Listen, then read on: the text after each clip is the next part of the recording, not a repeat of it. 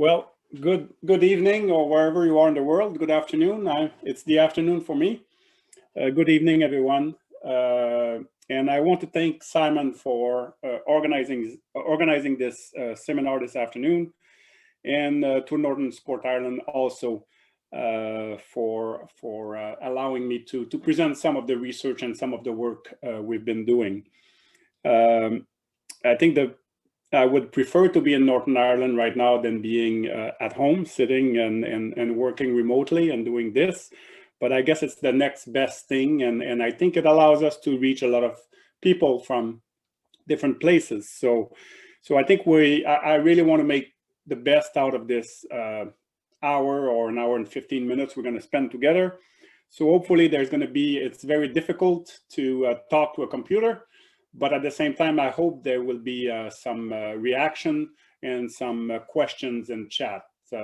Like Simon said, I'm going to try to stop maybe every 15 minutes at some key moment in my presentation to just to get a sense of a pulse of how things are going, and if you have any questions. But feel free to ask questions throughout the presentation, and I'm happy to stop anytime. To answer any things that is not clear. You probably notice also that French accent, which so I am French Canadian. My first language is French. So again, I will do my best. But if there's issue understanding certain things, certain words, please let me know, and I will be happy to repeat or to clarify things. So. What I would like to do today is present a very, very global understanding of what sport is about for young people. So it is a little bit the accumulation of many years of research that we put into some kind of a model that put the different variables of sport together and the outcomes and the determinants that achieve those positive outcomes in sport.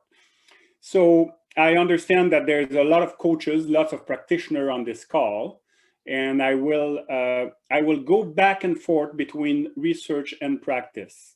And I think it's important. I am a researcher, but I think the one thing that I really value in sport is to make sure that the research is accessible and the research goes out there and is used by sport organizations, by coaches, by parents, by whoever we do research with. So I'm going to follow this, and hopefully I'm going to try to communicate that through the presentation, but really presenting some research and trying to translate that research. What does it mean in terms of coaching, and what does it mean in terms of if you were leading an organization or a club or something like that, or even just a parent in sport. So you had some homework. I don't know if you did your homework. The homework was to watch 2 YouTube videos. And so one was the Friday Night Tights. So on the left there of the slide was basically a video of a coach in Texas, so in American football. So it was a very short video clips of a show that's on TV, that's been on TV. Showing the reality of football in Texas with 9-year-old kids. On the right side of the screen was a very contrasting video of a 4-year-old in Canada, where the dad put a microphone on him during a practice, and you could hear his reaction to the practice and kind of his thought and his emotion during the practice. So I guess I showed you those 2 videos, and I would like to get a sense, and I know it's very difficult to do this. I don't see anybody right now, but I would like to get a sense if you can put some of your reaction in the chat box, or if somebody wants to intervene, that's fine too. Like, what is the contrast between those 2 videos? What was I like? What did that tell you in terms of youth sport? Anything that comes to mind?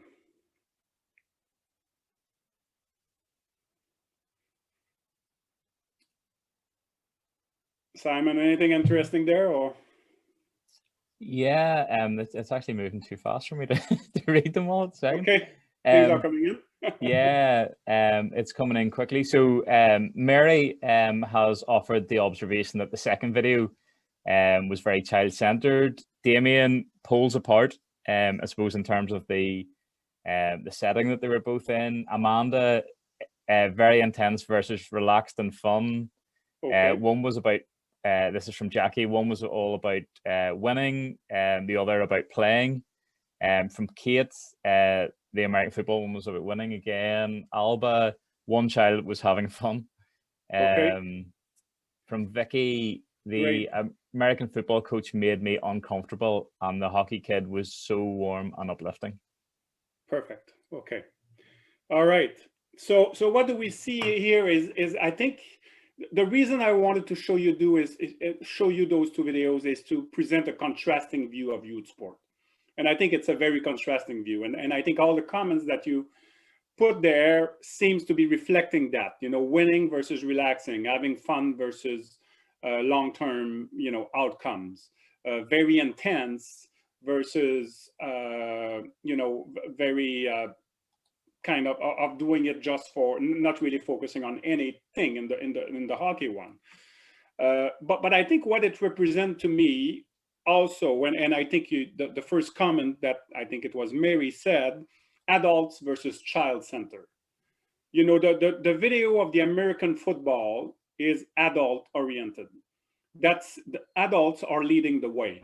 They're telling the kids what to do. It's structured by adults, and then there's reasons and there's objectives. There's long-term objectives in terms of what they're going to do. Versus in the hockey one, it was very much child-centered. You know, the kid was doing what he wanted to do. The coach intervened a little bit, but not very much. There was some drills, but it was very relaxed in terms of environment. So I think, to me, the reason I put this is to start this talk by these two perspectives that we have of youth sport. And I think it's important, you know, I think it's very important in our mind as human being to sometimes to use those contrasts and to make sense of events and to make sense of different types of experience. And I think it's important to look at this and to think about coaching young people, youth sport.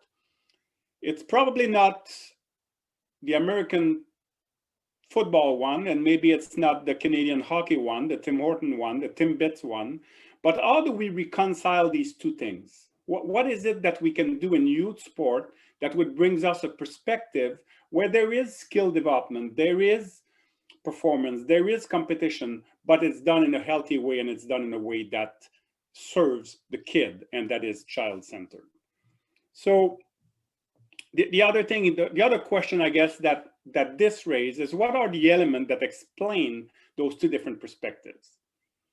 And I don't know if you can, again, if you're busy writing but thinking about the elements, you can think about, okay, Texas, American football, you know, that there's a culture, there's something there that really brings maybe those kinds of behaviors from a coach. Though that program, that club, that specific coach. So there's a lot of different variables that affect behaviors, that affect what people do on the field.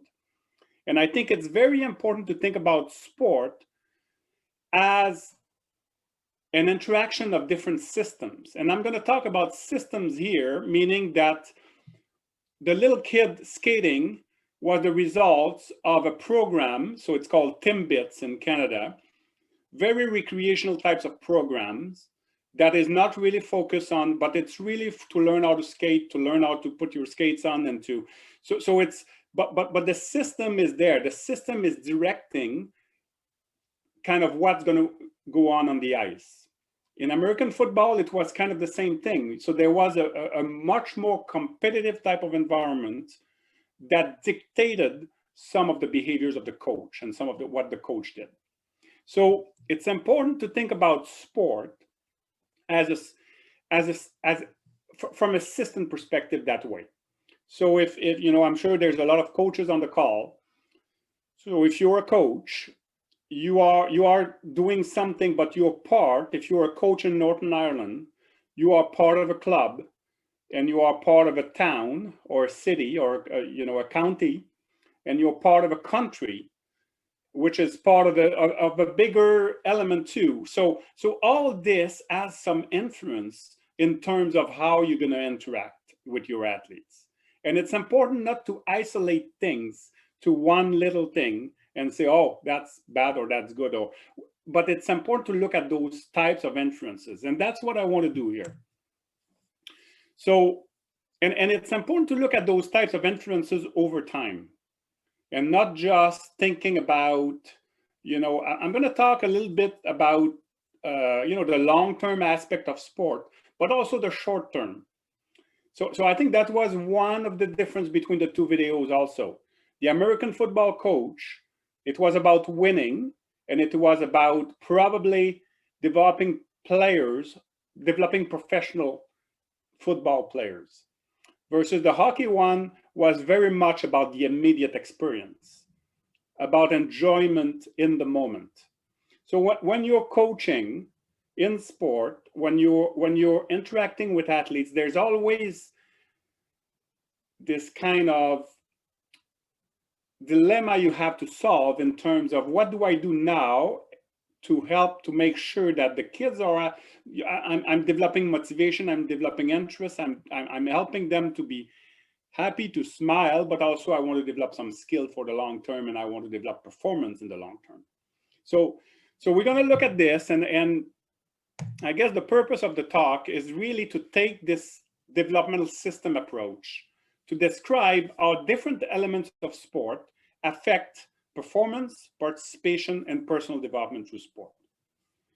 And then what I'm going to do is I'm going to be focusing mainly on three elements. So I'm going to look at the physical setting, the physical environment, the activities that we do or that we're responsible of doing, and the social dynamics. So it's a very simple ways of understanding sport, but basically sport is what you do with who and where. That's what sport is about. So you're going to go coaching volleyball tomorrow morning or Saturday morning. You are going to be in a place with a certain group of athletes, and then in a gymnasium, and then you're going to do certain drill, certain practice, certain things in practice that will allow your athletes to get an experience that will either be positive or a little bit less positive, and then that would allow them to come back the next day or come back the next week. So basically, sport is very simple in terms of, you know, if we simplify it, it's just those three elements together, and then we have control over those elements. But those three elements, they have layers, and here I put lenses, but there's different layers of influence of those three elements. We'll talk about that. And we'll look at the different types of resolution of those lenses. And then I'm not going to be only theoretical, and I'm going to try to bring some building blocks from the research. What are some of the key messages that we have or that we can say about sport that allows coaches to, you know, key messages that you can build a practice, a season on, and bring a philosophy of coaching on. So this is the most complicated things you're going to see today. There's lots of stuff on this slide, but it's gonna come back repeatedly throughout the presentation. Some of you may have seen this. It's the personal assets framework. So it's a model, again, that has been developed through years of research, and that we put together just to show the interaction of those different systems that affect sport. So basically what you see here is, you see at the bottom, sport happens over multiple seasons. Okay, if you're a coach, then you're coaching in a single season. And then if you're coaching in a single season, you're also going to have, you know, if it's a 3 month or 6 month season, you're going to have a practice, games, and so those immediate sport experiences accumulate over time and then they develop over a season. You want to develop certain things, and over multiple seasons with the same athlete. So you want to develop also some outcomes. So over multiple seasons, what are we in sport for? What does sport is good for? Well, it's good. We know that sport is good for participation, personal development, and performance. Okay, and I'll talk about these, but that's what you want to develop in the long term. You want to develop kids that keep doing sport, that is participation aspect. You want to develop some personal qualities, some leadership, some initiatives, so all these social kind of psychosocial characteristics that we want young people to have. And you also want to develop elite performers, or some program wants to develop elite performers. And then over a season, there's other things you want to develop. And over one session, again, there's things you want to develop too. So I'm going to break the outcomes into what I see, or what we see here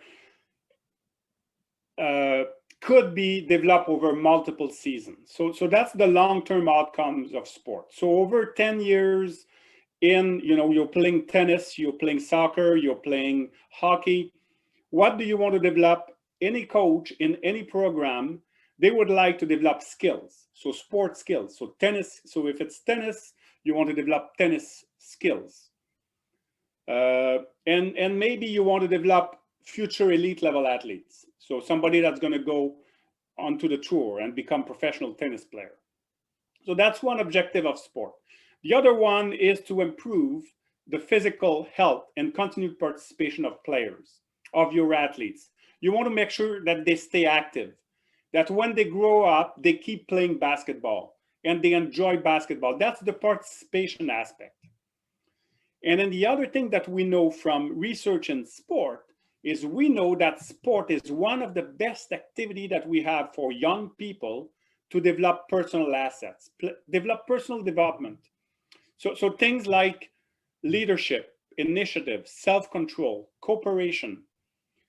So we know from developmental psychology research that sport is wonderful to develop those qualities in people. And those are citizen qualities. Those are qualities that will serve them in sport, but that will also serve young people outside of sport. So when you look at this, this is what we want to achieve in a program. So if you are a coach, sometimes there's some conflict between these things, because you have to decide what you're going to do in terms of a drill, but you have to say, okay, does that drill, is that focusing mostly on performance?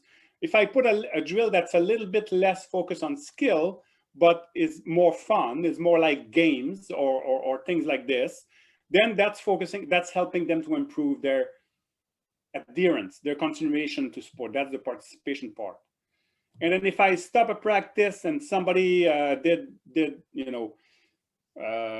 something wrong or cheated, or, I can stop the practice and raise that issue. So that's dealing with personal development and dealing with more character building or things like this.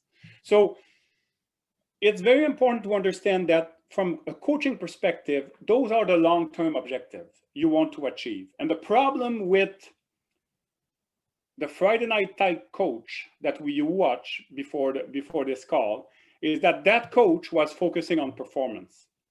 Didn't care too much about athletes coming back. And the reason probably is that, again, thinking about a system perspective, is that there's probably a lot of kids in Texas that want to play American football.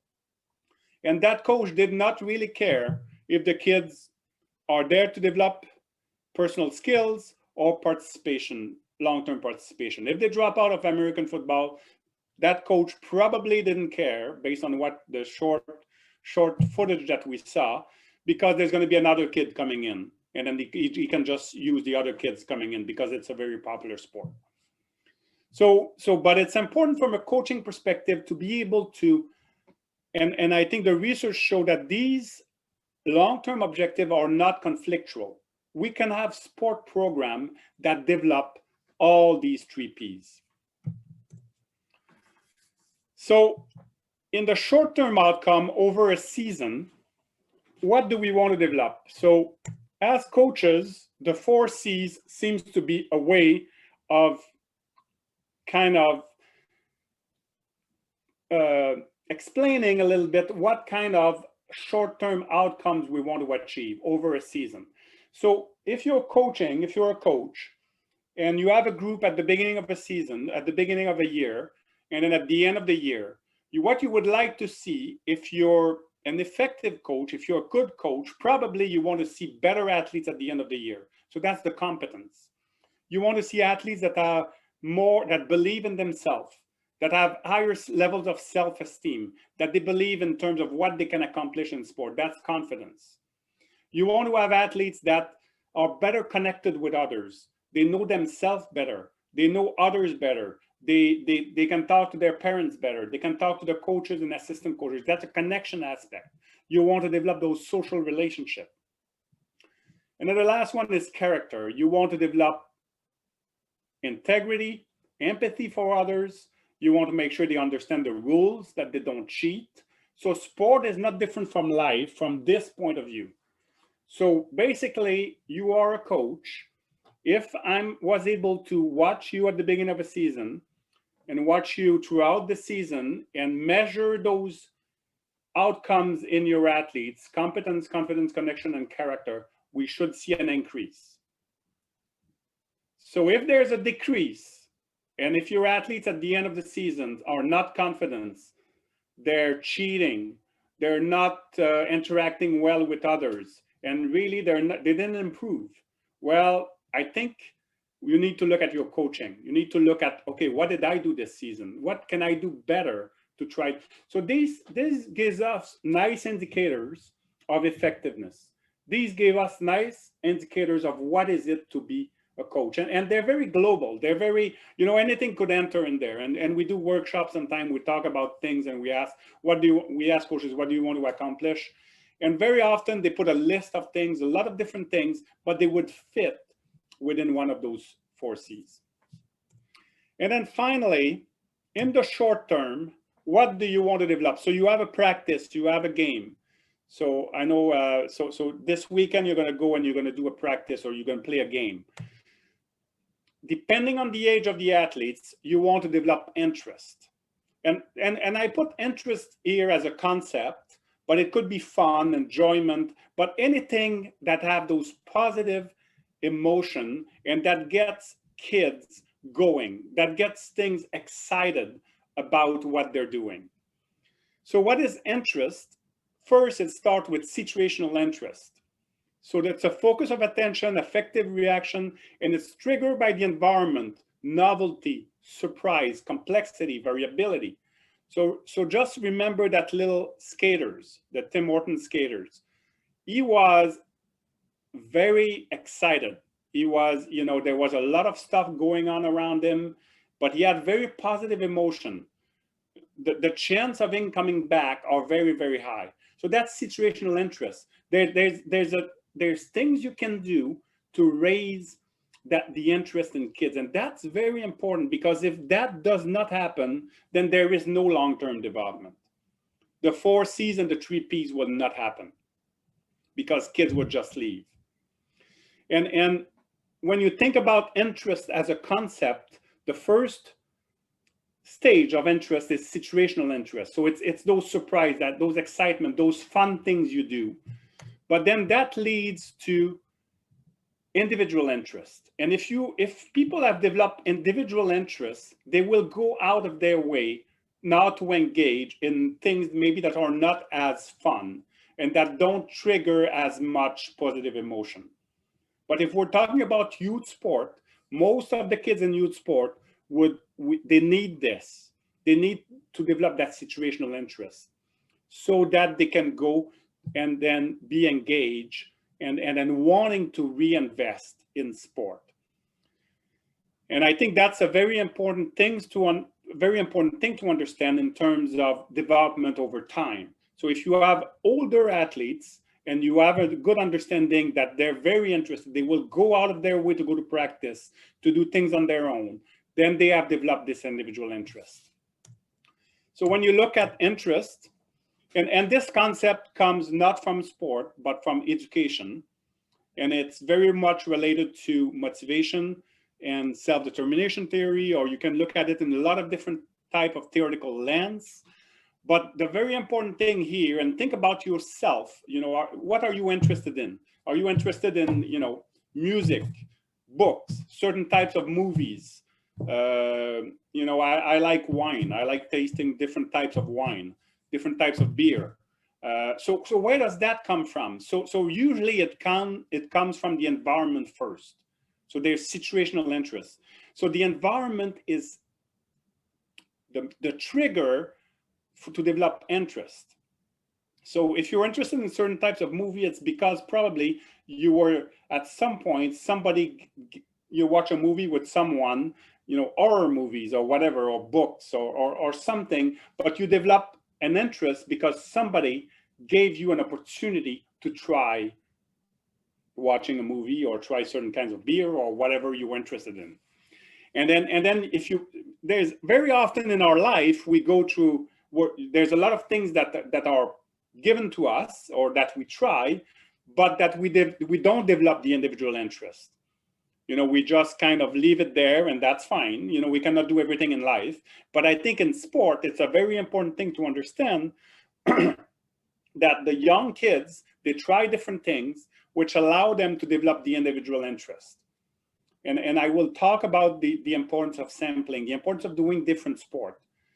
And it's very important for the kids to be able to do that, so that they try things, so that now they can choose and they can pick and develop more their individual interest in one specific sport or activity as they get older. So I'll stop here for a minute and take any questions or comments. So basically what I did here is I just explained the timeline of outcomes. Okay, talking with the long-term outcomes, talking about the personal assets over a season, and then the more immediate experience that we want to create from coaching. And the big argument here that I want to make is that coaching is about this, and it's not about the 3 Ps. It's about, but I'll come back on this. So, okay, so we talked about the timeline of objectives, of outcomes we want to achieve, or as coaches, as organization, as sport organization. Now, the question is, we're going to forget about all this. Well, not forget, but we're really going to think about, okay, what can we do to develop those long-term outcomes, short-term outcomes, and very immediate positive experiences? And what we can do are 3 things, or you can put them into 3 different, very, very broad areas of interventions. And one is the actual setting, the appropriate setting, the physical setting where you do sport. The second one is the activities you're going to do in sport. What are those things that you're going to structure a practice or a game or a season? And then the third one is the social dynamics, the social relationship that you're going to create through your sport. And then as you can see here, we've added some grain of sand in those gears. So those gears are rolling together. And I'll talk a little bit about the content of these gears. But what's important to see here are some grain of sand that can come and obstruct the functioning of the gear. And those are things like race, socioeconomic status, gender, disability. Those are the things that come in and could really obstruct the functioning of a program, because it's just oriented toward a certain kind of kids, or kids that have money, or kids that are able-bodied, or just the boys and not the girls. Or how do we deal with all these things? So I think it's important. I'm not going to talk a lot about this, but you're going to see them all the time, because they can create friction in the gears, in the functioning of the gears. So the dynamic elements is those 3 things. And again, I'm going to say this again in a very simple way. What is sport? You know, if somebody come from the moon or from another planet, they land on Earth, and they ask you, what is sport? I never heard about sport. Well, you can tell them that sport is something that you do Okay, I start with number 2 here. It's something that you do. So you play a soccer game, you play a tennis match, or you play hockey on the street. It's what you do. There's something you do. That's the activities.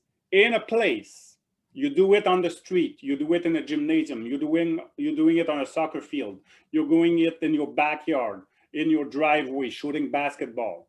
So it's what you do in a certain place with people. And I know that some of you will think, okay, individual sport, I just go for a run by myself. Sure, you can go for a run by yourself, but there's always people involved in sport. You know, you talk to people, you have a coach, there's or at some point you're going to compete against somebody else. So sport, there's other people involved, even in individual sport. So that's kind of the very simple way of defining what sport is about. That's what you do with who and where. And that occurs over time. So you're going to be repeating those types of activities in a certain place with certain people over time. That's going to create interest. That's going to develop the 4 C's. That's going to develop the 3 P's. So when you look at this, it's a very simple way of understanding what sport is. So it's what you do with who and where. But then the complexity of sport is way more than that. And this is where the layer and the system perspective happen. So I don't want to lose anybody here, but in each of these gears, there's different layers of influence. As a coach, okay, so if I'm a soccer coach, or if I'm a soccer coach, so I'm coaching soccer, that's the sport of interest. And we play soccer on a field. And on my soccer team, there's a certain number of players, there's coaches, there's opponents. So there's relationship that I'm making with my athletes, with the parents, with my assistant coaches. But also there's another layer. So I'm a soccer coach, but my kids, they also play cricket, they play tennis, they play hockey, they play basketball, they do other types of activity, or they have physical education in school. So they do other types of physical activities which influence my sport of interest. And then they do this at the level of the setting. They play soccer on the field, which is part of a bigger club, a bigger organization. And then the relationship, there's a bigger aspect, and it is more instead of the relationship one-on-one, there's a team relationship. And then you can go further than that and think about, okay, the kids that are doing sport with me, they play soccer, they play other sport, but they also go to school. And then they have a social life, they have friends. So those are the complementary activities. They play video games, or they play music, they do music too. And then that's the same idea here. The club is part of the community, is part of the Northern Ireland, is part of the UK. So that's, again, all those are influencing the place that you're playing. And all of these interact together. In terms of relationship, you have the team dynamics, but you have the social environment. All the kids interact with their teachers, with their music teacher, or with anybody else in their life. So when you look at this, so it makes a very complex kind of understanding of sport. So it's, you know, in a simple way, sport is what you do with who and where, but all these, what, who, and where, could be divided into different layers of influence. And I would argue that in coaching, probably you are more responsible of the first couple of layers. So for each of the gears here, I put the layers, and I put some of the variables that you can affect as a coach. So on the playing field, as a coach, you can change the size of the field. You know, there's some rules where soccer in Canada, and it's probably the same with 7 and 8 year old, they're playing on a smaller field. And then there's not the same number of athletes on the team. And the size of the equipment, you think about basketball, size of the equipment would be different. So we're adapting the game, we're adapting the setting to fit with the kids. And the sport of interest, you can do play, you can do practice, you can play game, you can do drill, you can do repetition. There's a lot of literature on activities that would inform this. Same thing with relationship. You have to develop relationship with each athlete, with the parents. So you have to deal with the social dynamics. And then you can go, and I'm not going to talk about each one here, but the setting, it's part of a club. So there's all these variables that affect the club. And then it's part of a bigger community. And the same idea here. So what I'm going to do now is I'm going to go through each one of these gear, give you a little bit of background in terms of the research. What do we know about that? What do we know about the setting that influence sport for the most positive effect that sport can have on kids? What do we know about the activities? What do we know about the social dynamics? So I'll talk a little bit about the research, but I'll give you one building block, one idea for each one that will be very practical or should be very practical. Okay, so if we go with setting, I can stop here for a minute if there's any questions, or because I'm going to go through each one of the gear. I can stop after each one too, but any urgent questions or burning question? Nothing at the minute, Sean, but I'll keep an eye and I'll Okay. break in if anything comes in. We have a couple of questions from before, but if anything comes in around this, Perfect. then I'll break it. Okay, so the appropriate setting, think about the physical environment that influences sport. So we have 3 levels: the playing field, the club, and the community in which I practice. And then you can have another level it can go forever in terms of the country and then the continent and the world. And but when we think about this, what do we know from the research? And this is going to be a boring slide, but I think I just want to frame what's coming to tell you a little bit that there's a lot of research that inform what kind of setting is the most appropriate for young kids to be involved in sport. And research at the level of the playing field, you can look at lines of research on competitive engineering, small-sided game, modified environment. So this kind of research tells us that we need to adapt the game for younger kids. We need to reduce the size of the field. We need to reduce, put the basketball lower, the ball smaller. Hockey now, they're going, ice hockey, you play on half the ice or 1/3 of the ice instead of playing on the full ice. So you adapt the field, you adapt the field of play for the athletes. Club and organization. So when we're thinking about setting, we're thinking about the physical environment, but also the competitive structure. So what kind of competitive structure do I have for 8 years old? Do I have a season of 52 games with a championship? And then the winner of that championship goes to the UK championship, where all the best 8 years old go. Like in the US, they have the World Baseball, the World Baseball Series for 7-year-old. Okay, so there's this thing, but that's a competitive structure that influence what I'm going to do as a coach, that influence what the athletes are getting from the sport experience. So lots of stuff here in terms of how do we group athletes, relative age? Do we put kids of the same age together? So those are all decisions, they're organizational decisions that affect the experience of the kids at the end of the day. And they're important, As a coach, maybe you don't have too much to say about that, but as a sport organization, those are very important decisions to make in terms of, do we keep score? Do we don't keep score? Do we keep championship? What do we do with the one that win the championship? Do we give them medals? Do we, all these things are kind of fitting with this idea of setting. And then there's the community and the league structure, where you're from and where you play in terms of, if you play sport in Belfast versus, I should have found out a little bit about a small town in Northern Ireland, but, versus a very small town in Northern Ireland, you're going to have a very different types of experience in sport. If you play ice hockey in Toronto and you play ice hockey where I live right now in Kingston, You know, there's 100,000 people in Kingston, then there's 7 million in Toronto. It's going to be a very different types of experience. You can just go out, go to the arena with your bag here and just walk there and do it and play hockey.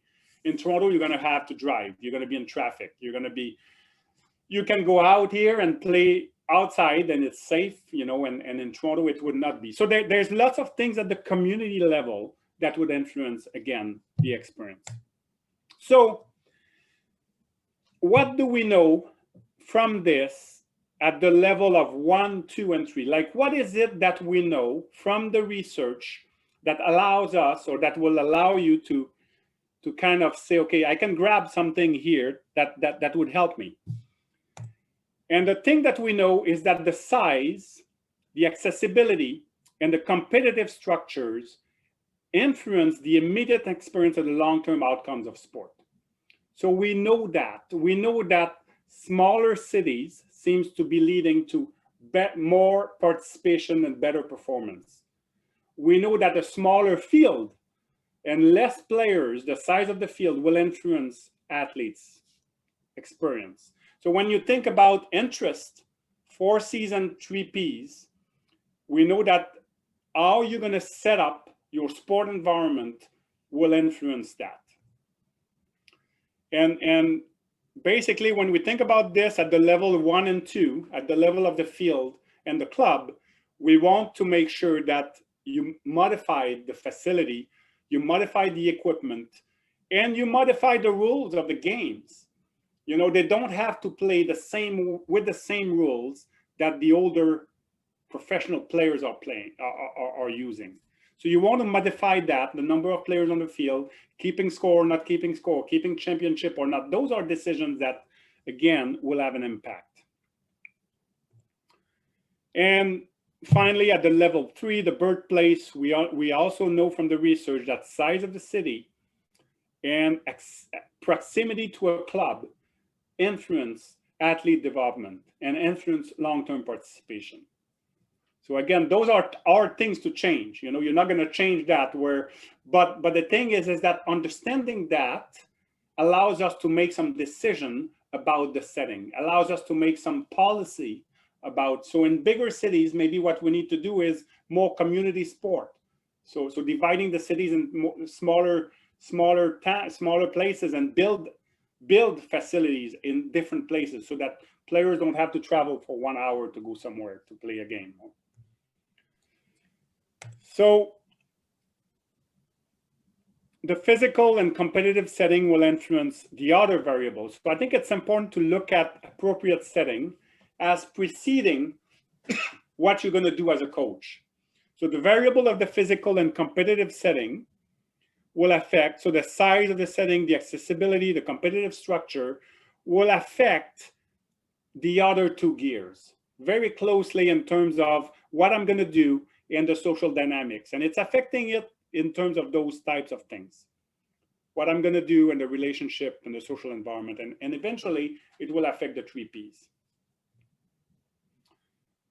So done with the setting, I'm going to move on with activities now. So I'm going to move to activity.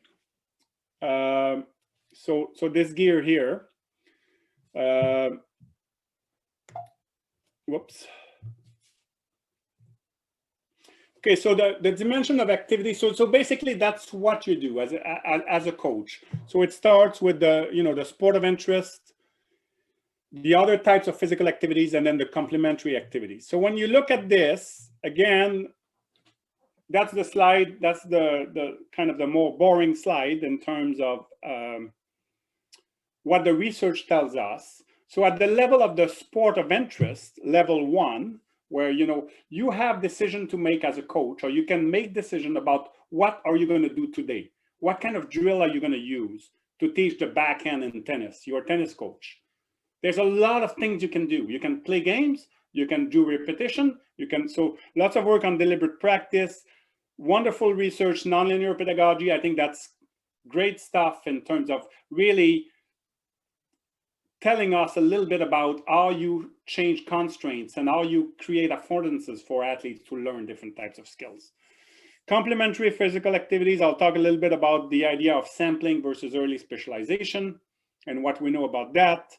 And then a lot less research on complementary activities, but we also understand from developmental psychology research that kids that are involved in a lot of different things when they're younger, they seems to be more adapted and get more adjusted in terms of success in school and other kind of life indicators of so doing different things seems to be the key here. So when you look at level 1, level 2, and level 3, what is the main things that we can come up with here that would guide you, or that would give us, again, one of those building blocks?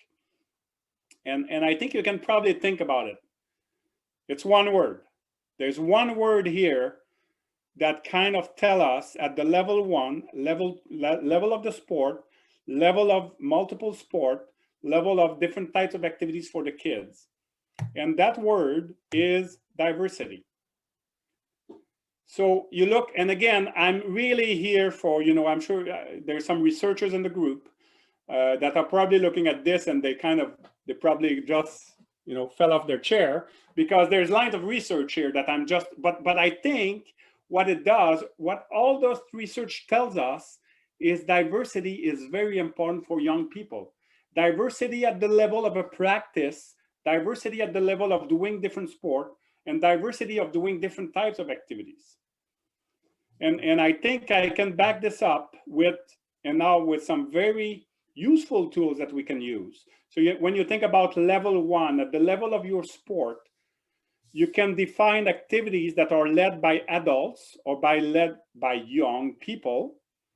So that would be more practice type of activities. So that's organized by an adult. That would be more play type of activities that are organized by the kids, that have intrinsic value. So enjoyment right away, immediate, versus extrinsic value. So you're doing it for a long-term outcome, for down the road. So when you look at what's here under adults and extrinsic, that's deliberate practice. That's that American football coach.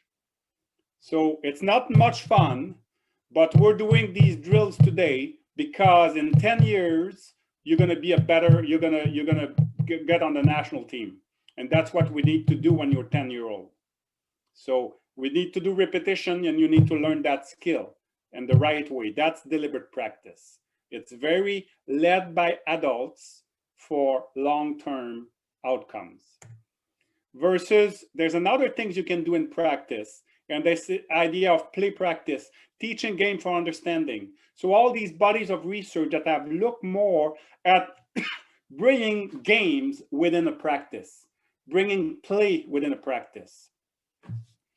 And then if you look at the idea of deliberate play, then that's the kids going out on the street and playing for fun.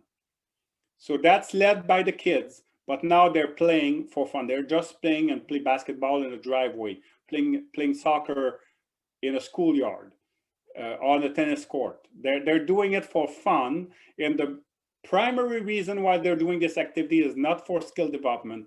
It's for social reason and because it's enjoyable.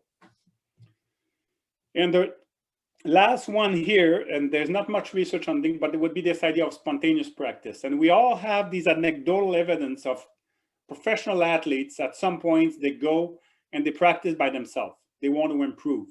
And they do it by themselves. It's not a coach. It's not an adult that told them to do that. But they will just do repetition and they will just practice too. But to be able to do this, it's because they have developed this individual interest we talked about at the beginning. They really want to improve, and they're doing it by themselves. So all this and then there's organized game in here but all this to giving you this idea of diversity. You go to a practice, you don't have to run the same practice every day. You can add variety in your practice, diversity in your practice, and use these different body of research to give you a bit of indicators of things you can do. You can play more games, or having more drills, or do repetitions, or things like that. So at the level 2, I just want to go very quickly on this idea of diversity between sport and the idea of sampling.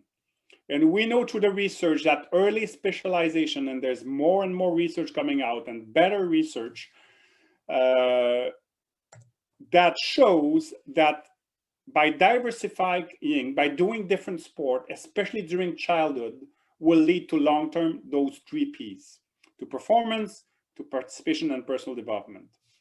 And the best way, and somebody talked a little bit about the DMSP at the beginning, I think it was Nigel. But if some of you are familiar, I don't know if you are familiar with the developmental model of sport participation. It's but basically it suggests 2 different pathways toward the 3 Ps. And one is the sampling years, and I'm not going to go through this, and the other one is early specialization and investment. So this is early sampling in blue, and in purple here is early specialization.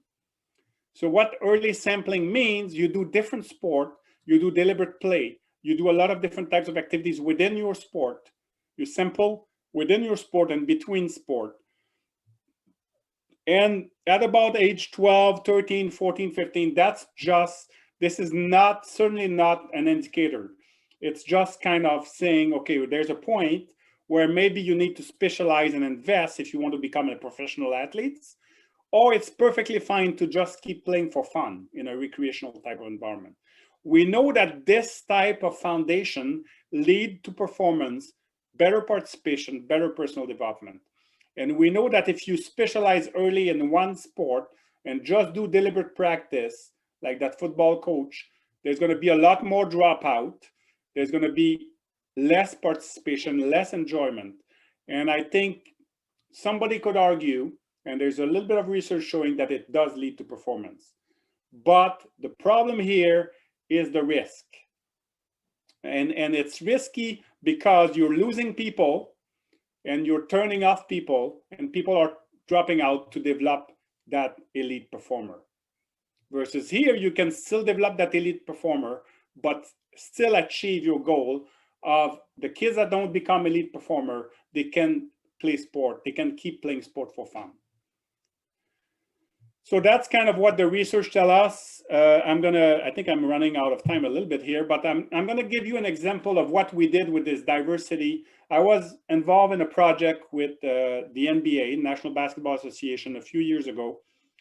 And really, you know, I'm giving you here some very, very simple message, but those simple message come from a large body of research. And what we did with this research with the NBA is we came up with guidelines for youth basketball. And you can look at those guidelines, they're online, in the corner, youthguidelines.nba.com. But basically there's like different tables that we put together, and I'm not going to read them all, but it's the idea, if we want diversity, if we want the kids to be involved in different sport, we need to give them time to be involved in different sport. So we cannot say we're going to do 20 hours a week in my sport, but you have to play other sport too.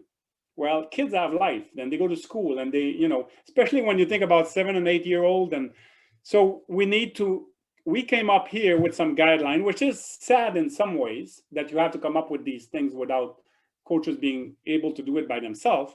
But we recommended length of game. And I think what's important here is to see how it increases with age and how things changes with age.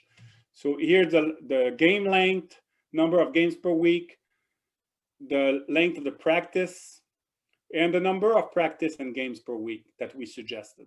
Again, just based on those principles. And then the next one is recommended rest. There's a lot of research on sleep and how much sleep do you need at different age. And again, if you start putting this into, so the 7 and 8 year old, they need 9 to 12 hours of sleep. So they need some rest, and kind of the off season should be, again, the number of months for the off season.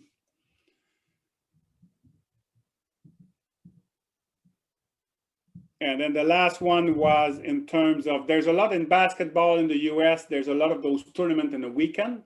So we kind of suggested a maximum number of games they can play in a weekend. So they say, okay, well, you know, some teams would play like 7 games on Saturday and Sunday. Well, there's a maximum number of games that we suggested. So again, all this to show that you take a concept like diversity and you need to think about kids' life. So kids go to school, kids do other sport, they have a social life, they have family, they have homework. So now what is reasonable in terms of what I'm asking a 10-year-old to do or an 8-year-old to do? And that's kind of some guideline that help people decide that. Okay, so social dynamics is the last one. So same drill, same thing, the 3 layers. Here, lots and lots and lots and lots of research, and I'm not doing any favor to any researcher here in terms of putting these big kind of topic here, but lots of research done at the level of the relationship, one-on-one relationship, at the level of team dynamics, at the level of the social environment, a little less there. But the first 2 levels in sports psychology, lots of research done at those 2 levels. So then it becomes a little bit of a challenge to take this and to give you that key message. And again, you know, we're talking here about 40 years of research in sport on social dynamics, but I feel like I have to give you that message. And that message is, at the level of the relationship, the level of the team dynamics, of the social environment, what do we want to achieve? All the research will tell us that what we want to do, what we want to make sure is that young athletes, we want to make sure that they feel that they are important and what they do is important. If you can do this as a coach through your social interaction, then you're achieving a very, very important aspect, and you're raising interest, you're developing confidence, connection, character, and then you're going to achieve those 3 Ps. So again, it's a very simple way of summarizing that research. And now if we make this a little bit more complex, is that how do we do this? How do we make people feel that what they do is important? And how do we make people feel important? We can turn into, at level 1 in terms of relationship, through models of leadership.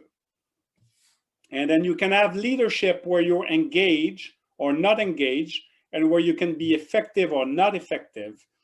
And if you're toxic, you know, that coach, that American football coach at the beginning in the video was a toxic coach, yelling, hitting people. So what do we do here is we're not making people feel that they are important. Those kids felt like shit. They didn't feel good. So toxic, you can be a coach that has more laissez-faire. You check your email, you check your phone, you look, you go on Facebook while you coach. You can be neutral. In our observation studies, we see a lot of coaches that are just go through the drill. No emotion, nothing. So that's why it's right in the middle, because we don't really know what it creates, but you can be a lot more positive and show a lot more emotion, be a lot more enthusiastic, and create interest in those positive emotions.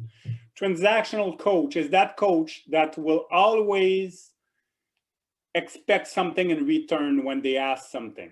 So that's the transaction aspect of coaching.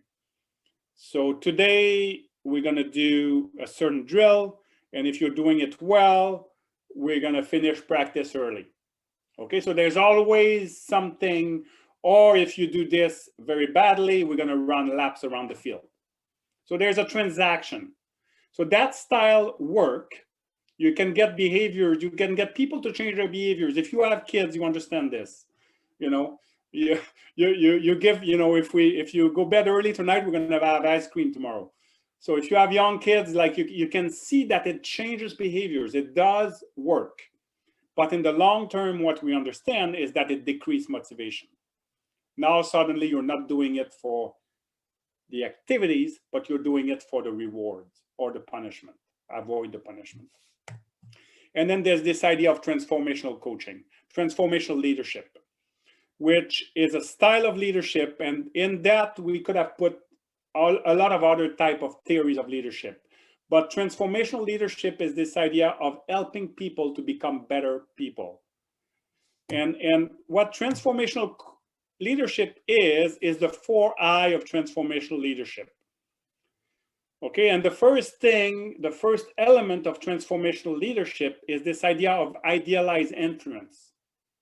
As a coach, you are a model, you are a role model. If you yell, if you cheat, your athletes will repeat that. But if you're showing positive behaviors, your athletes will repeat that too. So practice what you preach. Inspirational motivation, believing in your athletes. There's a lot of different ways we can do this. Intellectual stimulation, involving athletes in the coaching process. Not always telling them what to do, but getting them involved, asking questions. And individualized consideration is really thinking from a person-centered approach. So thinking about the individual first, not as them as athletes, but as them as people. And really achieving and really trying to connect with them at that level. So what we did in sport, so this is a leadership that has been applied in the military, education, medicine, lots of different fields. What we did in the last 10 years is we've looked at coaches. What does transformational leadership look like in coaching? And I'm going over this very quickly. But basically, you have the 4I of transformational leadership. In sport, we were able to come up with behaviors that fit within the 4I of transformational leadership, but that are more targeted at sport and at what coaches do. So those effective coaches, those coaches that coach a whole season, and when you see increase in competence, confidence, connection, and character, what did they do during the season that helped explain those increase? So we did those studies. We did those studies over seasons. And what we've been able to show is that those 11 behaviors seems to be repeated. They come up all the time. They're behaviors that coaches do.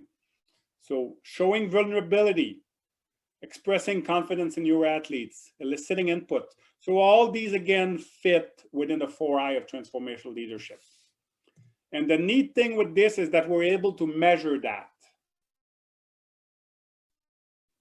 So encode their behaviors so this is the how of coaching. So there's a lot of research on coaching that look at the content. Do coaches give instruction or organize or feedback? Here we're looking at we know that it's very important to give instruction, but how do you give instruction? There's a lot of different ways of giving instruction. You can yell, or you can ask a question. So there's a lot of, so again, that's an instrument that we have and a tool that we have that allow coaches to be able to get a sense of their leadership behaviors. So we've done a lot of work here in terms of publishing paper, but I think the most appropriate thing here for this group is that we have this workshop. So it's a half-day workshop that we're doing, and now we're doing it online. But it's this idea of a person-centered approach to coaching, and it's called a transformational coaching workshop.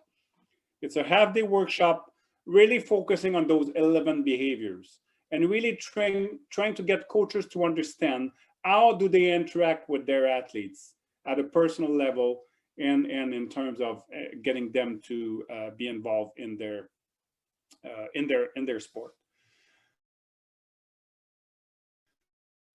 Sorry, looking at the time. So when you think about transformational coaching, what is the key consideration here is, for any behaviors that you do as a coach, the important question to ask is what I'm about to do, is it likely to help my athletes to feel more competent, more confident, developing stronger connection with others or with themselves, and build character? So if you go back to that coach again, beginning, sometimes it means that you don't do anything, you don't say anything, you don't always have to intervene. But that coach at the beginning, those behaviors that he showed would probably feel like athletes are feeling less competent, less confident, less connected to their coach. And probably, like when you're starting hitting players and cheating, it does not build that character either. So that's the whole idea of transformational coaching. And I think it's the whole idea here of that gear. I didn't talk about team dynamic and social environment, but I think it's an interesting thing here. When you think about the gears, you can look at them in a very simple way. Just look at activities, setting, and social dynamics. But what's important is to think about how, if you intervene at one level, let's say we do the transformational coaching workshop, or you do that as a coach, it will affect, so that's focusing on more on the relationship, but it will affect the team dynamics, and it will affect the social environment.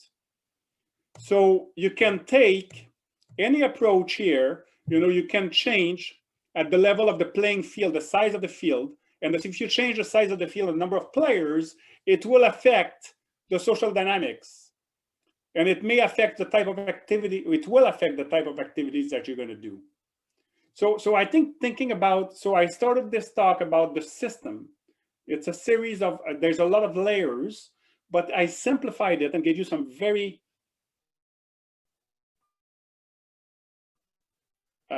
here. But I think it's important to think about, okay, I don't need to do all this.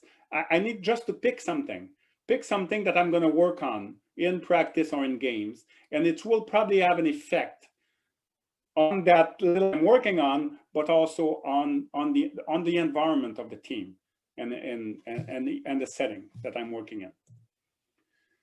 So those gears work together. I'll finish here. Basically, we have the model. I kind of look at this, talked a lot about at the beginning about the outcomes. Again, my big argument here is, as a coach, you don't need to think long term. You need to think only about this. Keep your kids interested. Develop those 4 C's over multiple seasons. This will just happen by itself. And I have to repeat this. But the dynamic elements, that's kind of the message that I'm leaving you with, again, from years of research this. But I think just starting there gives us, give coaches some tools, some things to think about in terms of how using their program and how they're interacting with their athletes and within a club, within an organization. So I'm going to stop here for 4:33 time. But I'm happy to stay for questions, or if people are able to.